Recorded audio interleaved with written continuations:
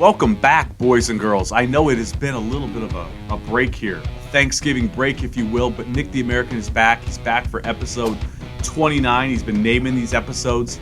Eric Dickerson, I guess, episode 29 would ring a bell, but here we go. Here we go. I'm glad to be back. I know you guys are damn glad to have me back, but this past week and a half, 2 weeks that I've been off, we had my oldest son Carter's 18th birthday. Had a bunch of his friends over and had a little party for him. And this is just something as parents we all go through. Young little child grows up so doggone fast. I've got 4 of them, and they just grow up so fast. You know, you hear the cliche, you wish you could shrink them, you wish you could keep them at a certain age. That is so true with my 18-year-old. Of all 4 of my kids, and I've got 4 kids, of all 4 of my kids, I remember Carter's birth the best. The details. You could ask me about Campbell or Brady, my 3rd or 4th, and they kind of get the short end of the stick. But boy, nothing's like your first. And so I literally remember sitting at work on a Friday. It was a Friday afternoon. My wife's due date is not for 2 weeks, and we're coming up on the weekend. My wife is a first grade teacher at her school, and she's got parent-teacher conferences. Okay? She's got parent-teacher conferences, and her water breaks during the parent-teacher conference. She calls me at work and says, "It's time. My water broke." And I'm like, "What do you mean it's time? We have 2 weeks. Honey, we have 2 freaking weeks. Nicholas, you need to get in your car and come get me, and we need to go to the hospital now." "But we have 2 weeks. No, we didn't have 2 weeks. Anyways, I get in my car, and I'm out in Bothell, Washington at the time, and I've got to drive to Renton, Washington, where my wife is teaching. And it's about a half-hour drive. And there was a traffic jam on the freeway. There was like a wreck. And literally I was in the car for like an hour and 20 minutes. And at some point during the drive, I literally forgot why I was driving. I just kind of blacked out in some sort of way that, oh my God, my wife is in labor. I'm about to have my first kid. Well, I pick up my wife. We go to the hospital. I'm so out of sorts. I can't even park the damn car. I can't even park the car. I'm trying to think, did my wife get out and park it for me? I think she did. Literally parked the damn car for me because I just didn't know what the fuck to do. But, yeah. Carter was the only one of 4 children who my wife did not give birth to naturally. She ended up taking the Pitocin. And she was so upset about it. She kind of got forced into it. The next 3, she did not make that same mistake. Same mistake. She went through it without drugs. But, yeah, my goodness. Carter Scapini is 18 years old. He's grown up so fast. I'm so proud of him. You've heard me talk about him before. But this is something that we all share as Americans, as people in this world. We're parents. Now, some of us aren't.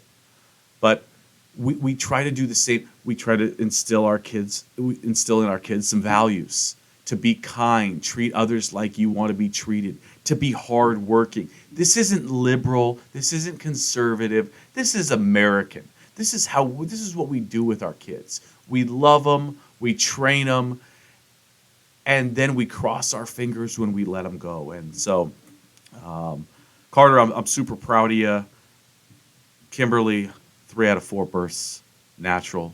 Maybe we'll get to that one day. Natural birth versus being induced. But anyways, so with my son's 18th birthday, you know what he's going to be allowed to do?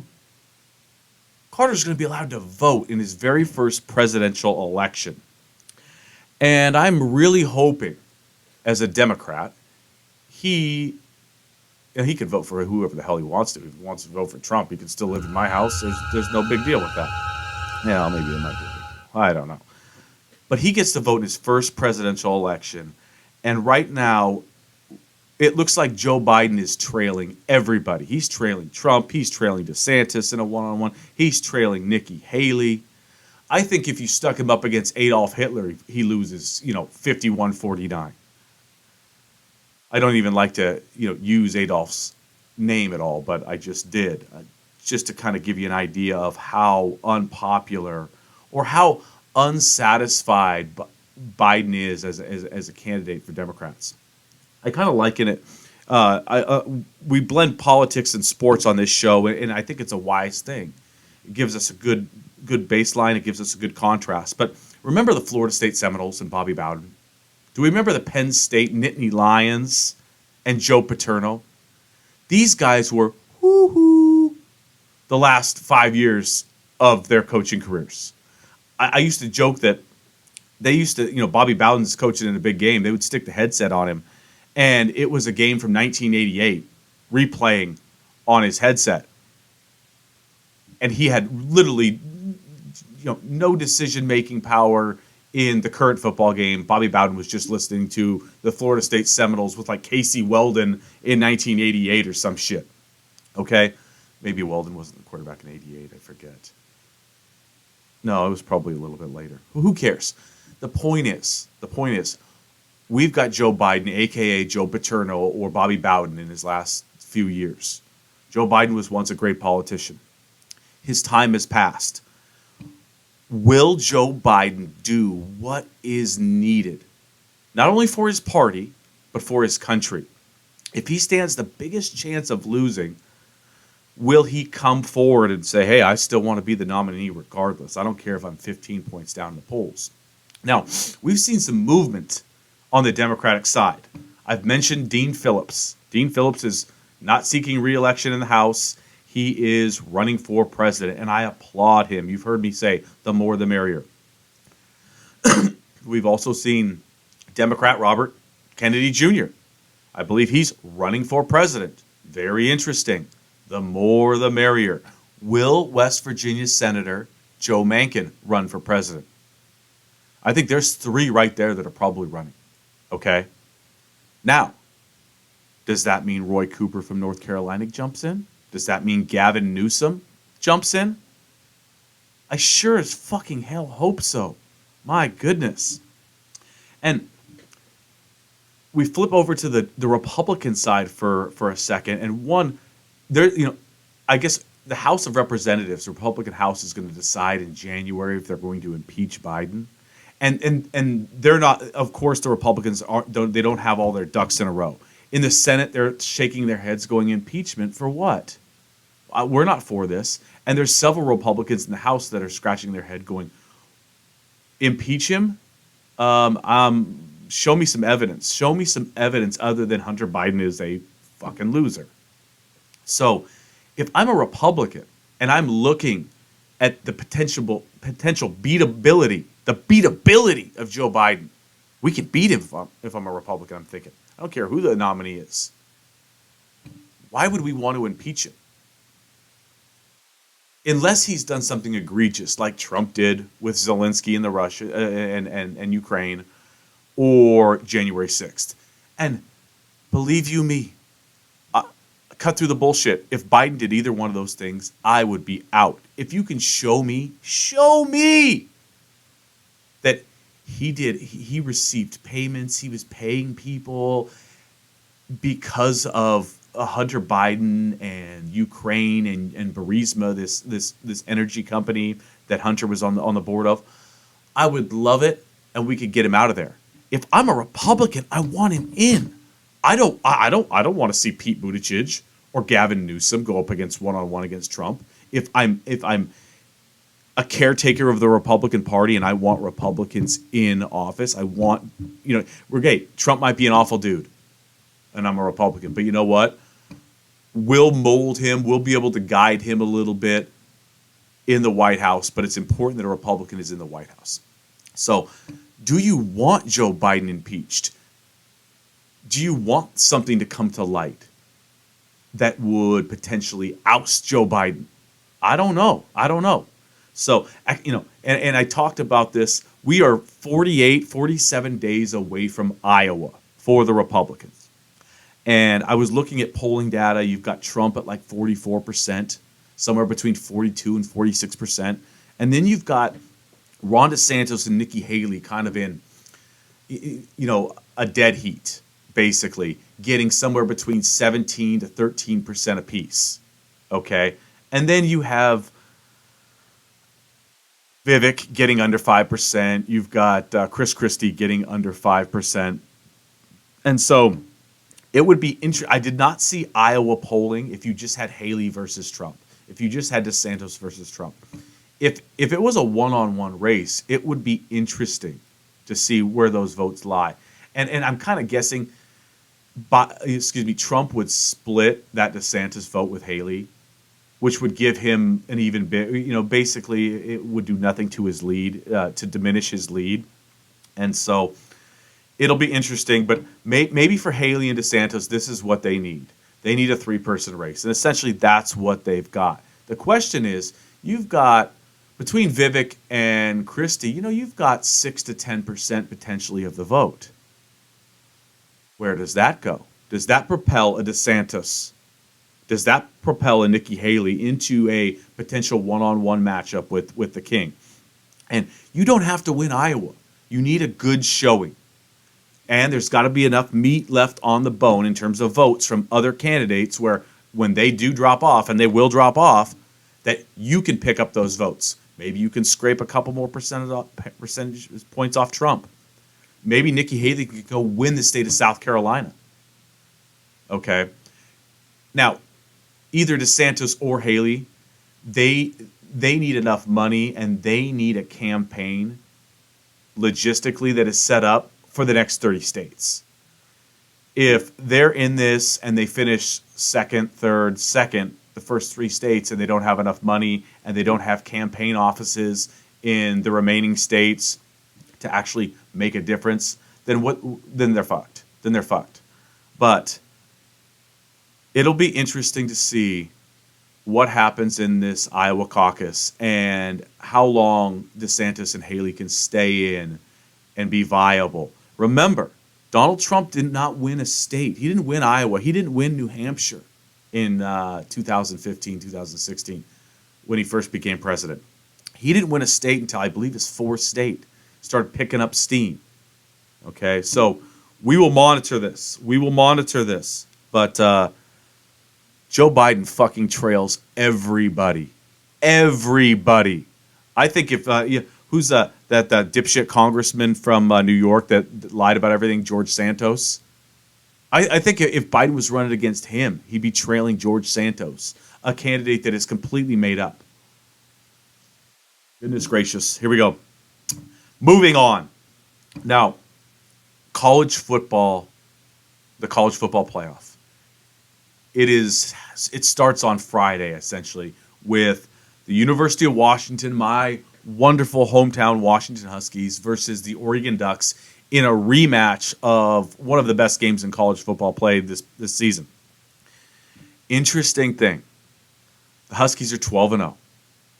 The Huskies beat the Ducks, and they are 9.5-point underdogs against the Oregon Ducks and Dan Lanning in Las Vegas at Allegiant Field on Friday night. 9.5-point favorites.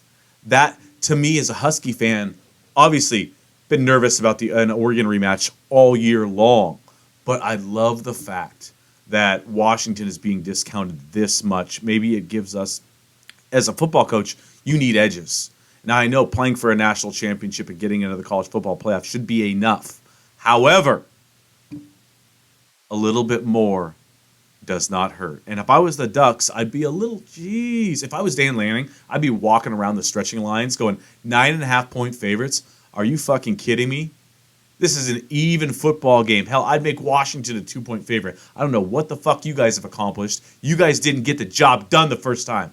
That's what might be my message if I was Dan Lanning. I'd be on those guys' ass, and I'm sure he is. He is a tough son of a gun. But we've got Alabama, Georgia. Oh, that scintillating matchup between Michigan and Iowa. Here's the thing that sucks as a Washington fan. We've got to beat Oregon twice. The way the Pac-12 standings work, the championship game is played by the top 2 teams. It doesn't work like that in the Big Ten or the SEC. We used to have a North and a South in the Pac-12. I said Pac-10. And that doesn't exist anymore. We take the top two teams. So we've got to beat Oregon twice. Can you imagine for a second, just if things were the same, if Michigan and Ohio State were doing it again on a neutral field on Saturday night? One, it'd be awesome. Two, it would suck for Michigan. It'd be great for Ohio State. It's kind of the same scenario with Washington. It sucks we've got to play the Ducks and beat them a second time. Now, Bo Nix has only lost 4 games as a starting quarterback for Oregon. 2 of them are to Washington. He's 0-2 against Washington, a 9.5-point underdog. God, I'm all over the place. And one of the things I like about Washington, they have played in some awful conditions the last 3 or 4 weeks, and we have watched their passing game, which has been so great. They've won 19 straight games. Has been so great with Kalen DeBoer and Michael Penix. It has been meh the last 3 or 4 weeks, every 5 weeks, ever since the Oregon game. It has not been like we've been accustomed to seeing out of Kalen DeBoer, Ryan Grubb, our offensive coordinator, and Michael Penix. So, is Alabama going to beat Georgia? Jaden Milroe, we've talked about him. He had a miracle throw last week. Incredible. Can you imagine if we had a fucking 12-team playoff right now?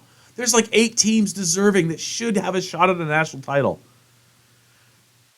The 12-team playoff cannot come soon enough. It should have come 1 year sooner because it is just going to a selection show with 12 teams, automatic bids from the Power 5 conferences. Freaking awesome. So, the last thing I want to highlight, 2 coaches.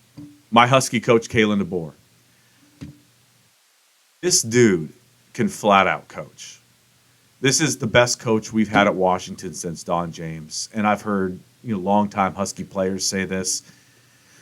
If I was a college football program like Texas A&M, who just made a hire, by the way, Kentucky D coordinator, I forget his name, I would be going after DeBoer.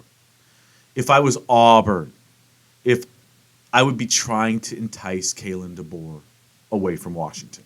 Now, here's another coach I want to talk about. Kirby Smart, the head football coach of Georgia. Back-to-back national championships.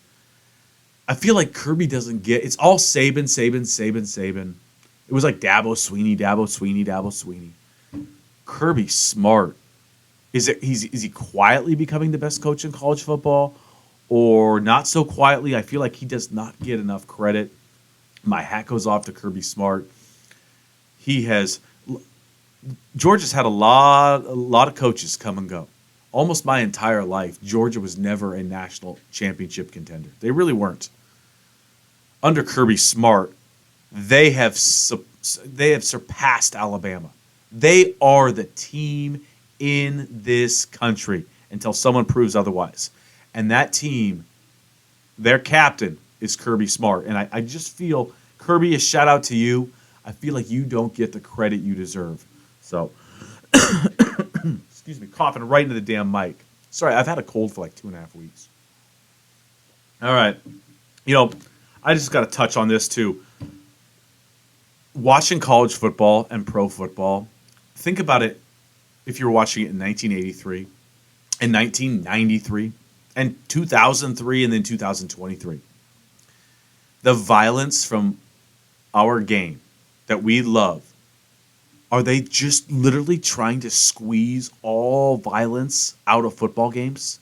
I'm watching college kids. There's a review on the play, and they call it targeting, and you're watching this kid play, and you're like, he didn't launch his head. The offensive player made a move at the last second, and their heads collided. This was not vicious. And yet this kid is going to get, this college kid who may have 1 or 2 games left in his career has just been thrown out of the game and for the second half of the next game. Kareem Jackson, Denver Broncos safety, got suspended 3 games earlier in the year. He comes back. He causes a fumble on a play in a game, his first game back, and there's no call on the field. After the game, Kareem Jackson got suspended 4 games for helmet to helmet. It was not that bad.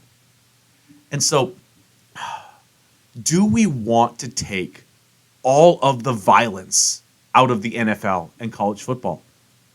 Or Should there be some violence?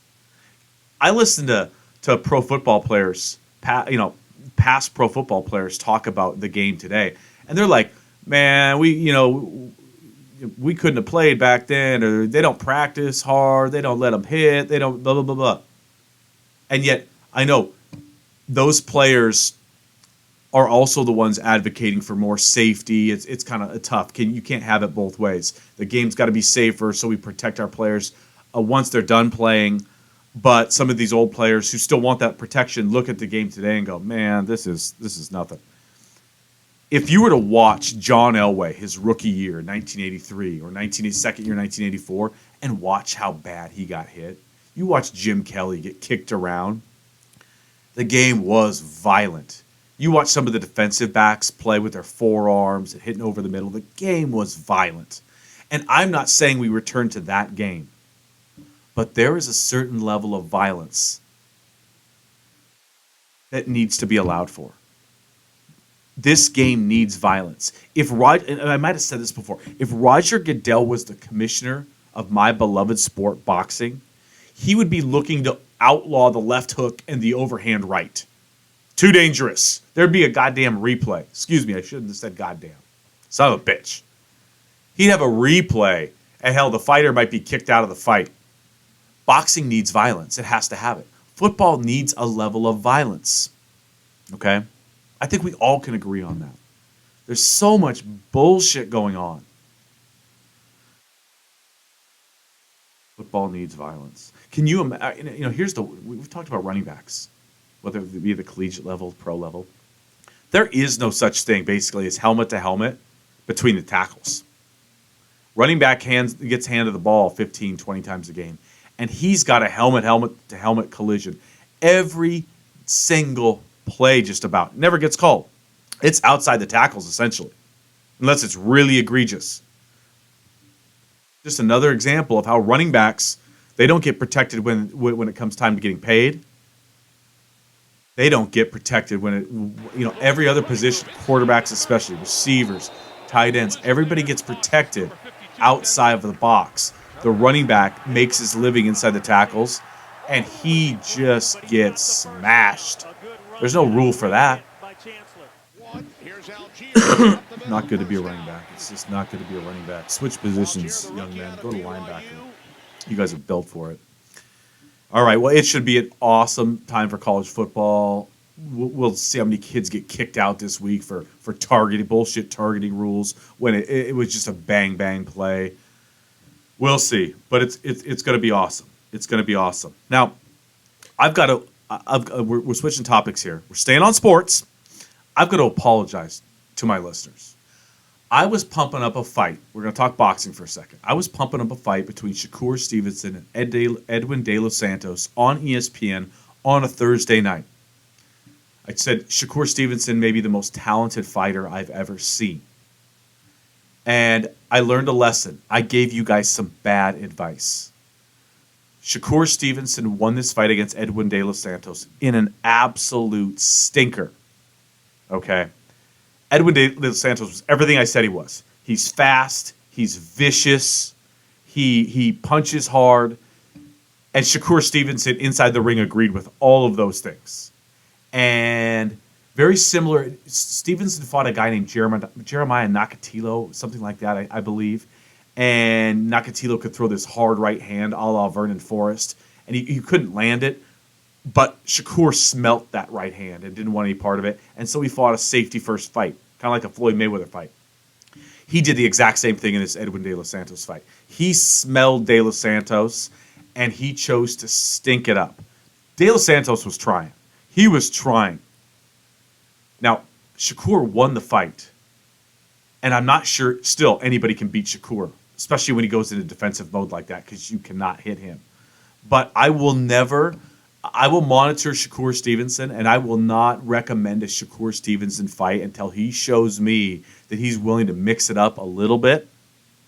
And I will recommend to you an Edwin De Los Santos fight, because when this guy gets matched right, it will be absolute fireworks. So Nick the American, I screwed up. I told you guys to tune in on a Thursday night on ESPN. It was a special night. And the fight absolutely did not deliver. And I looking back, I'm like, well, yeah, no shit. Shakur played it safe. And I don't want, as general sports fans, and I'm trying to get you into boxing, I don't want to show you a fight where one of the combatants plays it ultra safe. So now, look what I'm wearing, baby. Team Benavidez, the red flag. Benavidez, Demetrius Andrade, both men are undefeated. The Mexican Monster, my boy David Benavidez, the official fighter of Nick the American. As you know, if you've been listening, he fought 32-0 Demetrius Andrade on Saturday night. I had a bunch of people over for the fight. I've got my red Benavidez sweatshirt on right now. I had my red Benavidez sweatpants on. I was all Benavidez'd up. And down goes Andrade. This is a kid that you have to see fight. He's the official fighter of Nick the American for a reason, because he will never, ever disappoint. I promise you that. David will promise you that. He went in and very quickly figured out Demetrius Andrade and beat the living shit out of him. Okay? Good for David Benavidez. As a sports fan, this guy is must-see TV. There's a call now for him to fight Canelo Alvarez. We'll see if Canelo Alvarez answers that call. We don't know what's next for Benavidez. If it's not Alvarez, he's been floating, fighting Bitter BF or Bivol. There's David Morrell out there who seems like a dangerous opponent. It's all risk, no reward. The fight probably needs to marinate a little bit longer. Morrell needs to win a few more fights. But literally in the 168-pound division, there's nobody else besides David Morrell. David Morrell, Canelo, and the Mexican Monster, David Benavidez. So Benavidez is an absolute stud. And I got to share this story with you really quick. I gave you how I came to stumble upon David Benavidez in Renton, Washington, when he was training there with his dad, and he had a gym. He's since moved to Burien, Washington, down the street a little bit. I was even actually looking for real estate for Jose Sr., texting him back and forth about a potential couple possibilities for gyms, and they ended up, I couldn't find a good one, and they ended up going to Burien. But my daughter was sick. He fought Caleb Plant 5 months ago. And my daughter was sick on a Friday, like the week after the Benavidez Plant fight. And so I took care of her. And we went to a breakfast place called Jayberry's in Renton. And me and Campbell are enjoying our breakfast. And guess who walks into Jayberry's to get food to go? I'm not even kidding. Literally a week after he beats Caleb Plant, the Mexican Monster, David Benavidez, walks in to a packed Jayberry's. And he's getting food to go. And I'm sitting there with my little girl. And I look up. I'm like, and I literally announce him to the entire restaurant. David Benavidez, baby, in the house. Super middleweight champ of the world, you guys, right there. The best super middleweight in the world. Everyone's looking around. Like, he just got done on pay-per-view beating the shit out of Caleb Plant. That's exactly what I said. Told him who was his next fight, stuff like that. He was very humbled. He was getting to-go food. And afterwards, a couple of the people at the restaurant, some of the waiting staff came up. Who was that? I'm like, that's David Benavidez. He lives right here, and he is as good as any fighter in the world. So me and my little girl, she's down on her luck. She's not feeling good. Go get her an omelet. Try to fill her belly with some comfort food. And we run into the Mexican Monster, David Benavidez. No wonder why he's the official fighter of Nick the American. I mean, come on. Awesome stuff. Way to go, David Benavidez. Keep pumping your ass up. All right. Let's see here. So it was Thanksgiving this past weekend. What did you guys do for Thanksgiving? I don't know. Did you have turkey? Great. Wonderful. What did I do? Well, as you guys know, I let you know my sister unexpectedly passed away a month and a half ago, and it's been a hard time for our family, hard time for me, hard time for my mother and my father. You're not supposed to bury your kids. You're not supposed to go before your kids do, and so my parents have had a real tough time. But I had my sister's two boys over, 21-year-old Connor and 19-year-old Cody, and I didn't want anyone else over. I know my wife's aunt and uncle wanted to come over, and some other people, and I just wanted it to be about Cody and Connor, and I wanted my sister to smile somewhere, knowing that her brother was with her boys and keeping some sort of normalcy. I cooked a ribeye roast, a huge ribeye roast, and on the big green egg, you know how much I love the big green egg, I smoked a turkey. Turkey was excellent. The ribeye roast was amazing. We had lots of food. Connor, the 21-year-old, made pies. Connor, those pies weren't very good. Step up your game. We'll have to talk about it. But it was a special time. We lazed around and watched football. And 5 o'clock, the Seahawks and the 49ers played, and it was good for me because I hate the Seahawks, and it was bad for Connor and Cody. They liked the Seahawks, and so it was a good time, and I hope to do it again. I have a responsibility to connect with those boys more so now than ever, and I look forward to it. I look forward to it. So happy Thanksgiving to everybody, and here we are. Christmas time's upon us. Rock and roll, right, baby? All right, let's get into something a little bit more interesting. And I saw that the King had tweeted out Donald Trump or spoke about repealing Obamacare again once he becomes president. And I hadn't talked healthcare at all on this show in 28 episodes, and so I think I'm just gonna give you my take on healthcare. The socialist take from Nick the American. And I think this is something where Republicans and Democrats listen to what I say. I'm not a socialist per se, but in terms of healthcare, if there's one thing that we can give the American people, there's one thing we can give the people of the richest country on the face of the earth, it's their health. It's their health. I think it's just like a basic human right. I don't think it should be considered a handout to have health care in this country that is either A, affordable, or B, free. To me, if you can give someone their health, then there's no excuse. You go out and you go get the American dream. Okay? Now, with health care, is it a handout or is it not a handout? And so I think about Republicans and Democrats giving tax cuts. Dems want to target tax cuts here. Republicans want to target tax cuts here. Student loan forgiveness. Okay, that's a big tax cut. PPP loans to businesses that were unfortunate during the pandemic. We gave PPP loans to plenty of businesses who were kicking ass during the pandemic. Why do we do tax cuts or propose student loan debt or PPP or universal health care? We want to stimulate the economy. We want to put money in the pocket of American workers, American families, so they can get the economy going. Let it flow. Let it flow. That's the whole point of a tax cut. That's the whole point of maybe student loan debt forgiveness or PPP loans or other stuff. Okay? To me, it's the same thing with healthcare. Not only to me, this liberal, is it a basic human right that we can give all Americans so that they get no excuses, go achieve those things. Now, think about this. Think about this. I could go in front of 30 people at a restaurant, stab the waiter with a knife and kill him. What do I have a right to?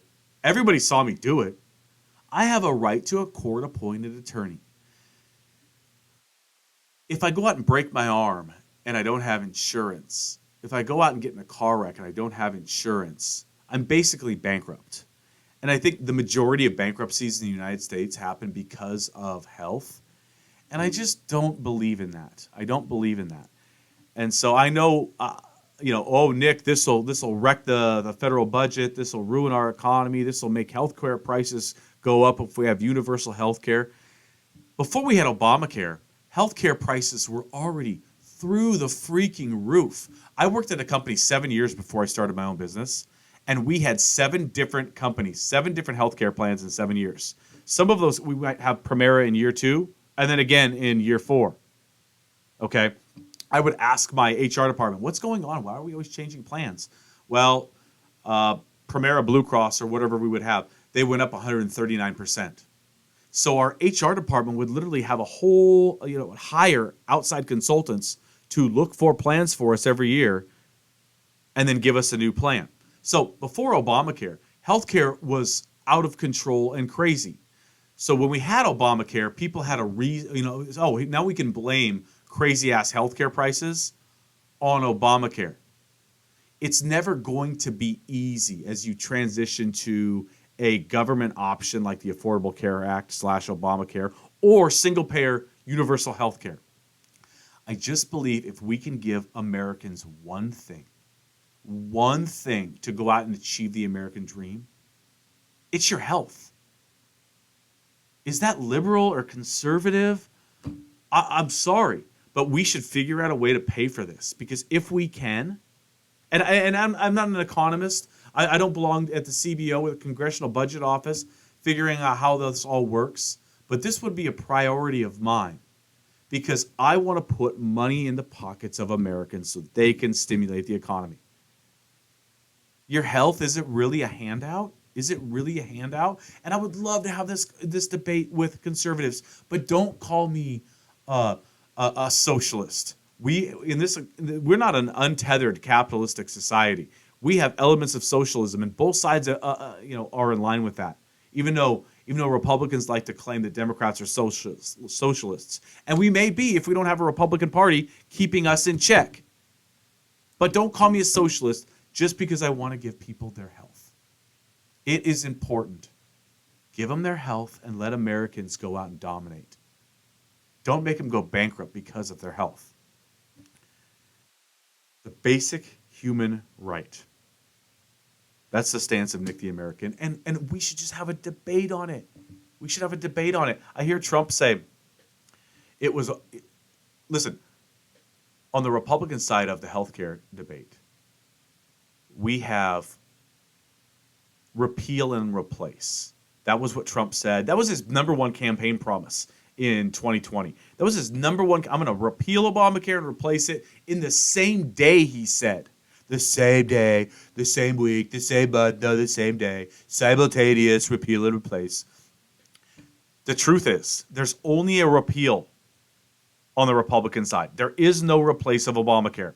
There is no consensus on health care in the Republican House or the Republican Senate. It will never happen. The only thing that will happen with Trump is a repeal, meaning he gets the votes in the House and then he gets the votes in the Senate. He couldn't even repeal it in the Senate last time because he couldn't go apologize.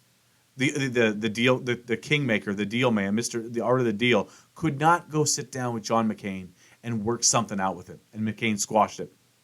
So on the Republican side, there's only a repeal. He will say repeal, replace, just like he did in 2020. But there is no replacement option. So there you go. There you go. A basic human right.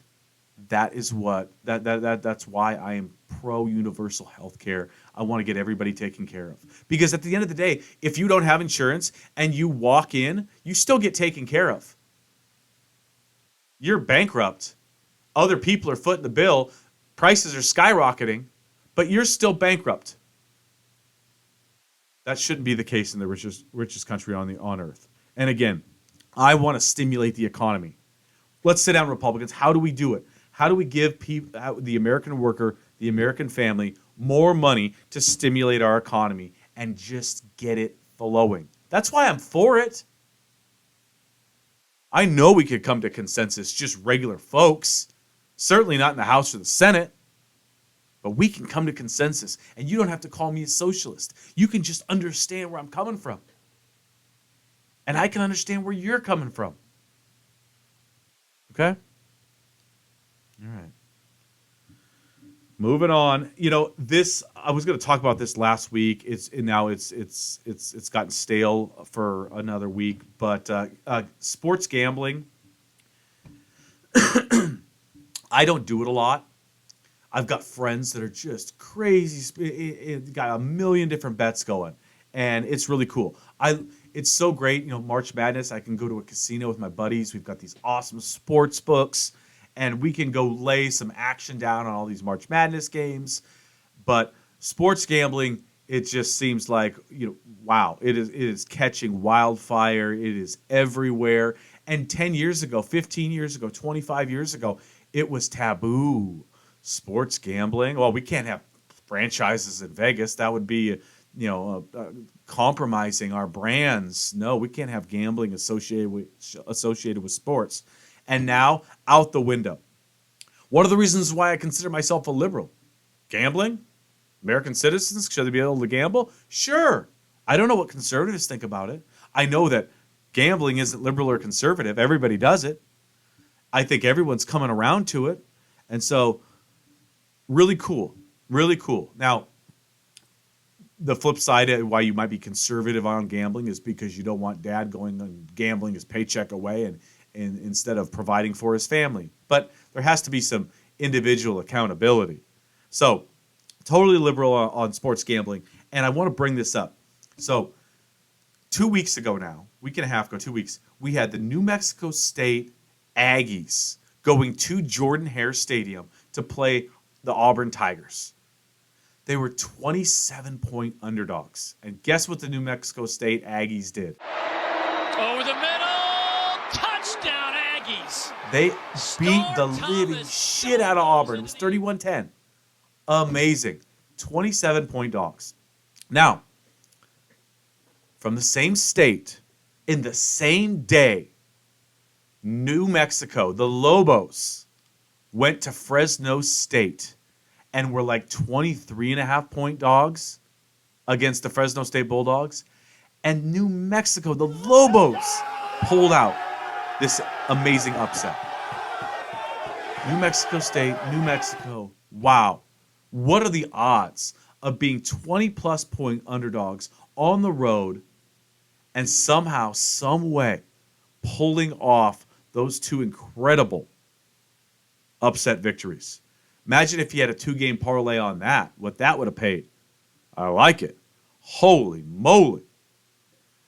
Well, this got me thinking. Gambling. Everyone's all caught up in Travis Kelce and Taylor Swift. And this is the first time you've heard me talk about Taylor Swift and the Eras Tour. My wife's getting tickets going to New Orleans. But you have not heard me chime in on Jason Kelce and Taylor Swift. I call her Taylor Swift. Taylor Swift. I understand what her name is. You have not heard me chime in. So I tested this out with my wife, and she got very upset at me. She thought it was stupid. She wanted to smack me across the face. She probably scratched her head, and for like the 3,000th time, questioned why she married me. But I gave my wife this over-under on Taylor Swift and Travis Kelce. How many times have they had sex? I don't care about the football. I'm not going to comment on them all the time, but let's have fun. We're talking about gambling. I'm putting the over-under right in front of you folks at 12. I don't even know how many times. They haven't even been together that long or that many times with her in Brazil and on tour, him in the midst of the NFL season. I am putting the over-under on sex at 12. Now, what do you take? Do you got the over with Taylor Swift and Travis Kelce? Do you got the under? Pretend that your favorite dog that's been around for 6 years is going to get killed if you pick the wrong one. What do you got? Over, under, 12 times. What do I got? God. I'm going to take the under. I'm going to say they've done it 10 times. All right? What say you, ladies and gentlemen? What say you? All right, God, I go into the toilet. Hey, by the way, speaking of the toilet, I've been promoting bidets, and hey, it's one of the greatest, inventions of, it's just been amazing, a game changer for me. But listen, folks, saw some information out since Nick the American started airing and talking about bidets. This is real. Rim jobs are up 14%. Okay, so all sorts of benefits to a bidet. Here is another one besides a clean crack. Rim jobs up 11% across the country. I can't take credit for all of it. I've only got a few million listeners, but I can take credit for some of it. So, wow, get yourself a bidet. Man, all sorts of benefits. All right. What do I cover next? We're winding down here, and I've not talked about the official football team of Nick the American, the Denver Broncos. We were 1-5, ladies and gentlemen. I know you know that. I know you know that. Well, now we're 6-5. We have won 5 straight wins over Kansas City, wins over Buffalo on Monday night. We just beat the Browns in probably our best game of the year at 29-12. Russell Wilson isn't cooking, but he's been efficient. He doesn't turn the ball over, although he did fumble against the Browns. He makes plays when he needs to. He's using his feet a lot more. Hell, he's a couple of decent game, a couple of 3 touchdown pass games away from maybe being in the MVP conversation. And, hey, I'm here to tell you, I don't think the Denver Broncos are that good, but I am tickled pink that we are winning football games, that we are now in the playoff race. Watching my son Spencer go crazy like a 13-year-old Nick would is a lot of fun. Because when you're 1-5, there's nothing to get upset about. There's nothing to get excited about. It's all bullshit. So I have to eat some crow. Vance Joseph, the defensive coordinator who I called for his head, he was back to fuck the Denver Broncos. The defense has completely become a turnover machine, getting turnovers. Vance Joseph, I tip my cap to you. Sean Payton, I tip my cap to you. 1-5, it looked like, and we were entering. We had lost to some shitty teams, the Raiders, the Jets. We were entering the meat of our schedule, and now we're 6-5. I don't think this season really goes anywhere. I'm hoping it's a playoff berth. I don't think we can really make noise. But talk to me in 3 weeks. Maybe I will think differently. Maybe I will. Go Denver. Go Denver. Let's go Broncos. Let's go. Who do we got this week? Who do the Broncos got? Oh, the Houston Texans. We got that badass quarterback from the Ohio State Buckeyes. Anyways, I think I've talked enough. We've covered a range of stuff. I might try to get another podcast out soon. So I'm going to be in Boston all week. But if I don't talk to you, I'm going to miss you. I'm going to come up with an even better show next week. And that is Nick the American, Eric Dickerson, episode 29. Have a great rest of your week. And go Dogs on Friday. We'll talk about it. We'll find out if they're in the college football playoff, or it could be duck season. And if you're a gambler, you're following Las Vegas, they say it's duck time. So we will see. All right. I've had enough of you. You guys have had enough of me. Now go be productive. I love you. Bye.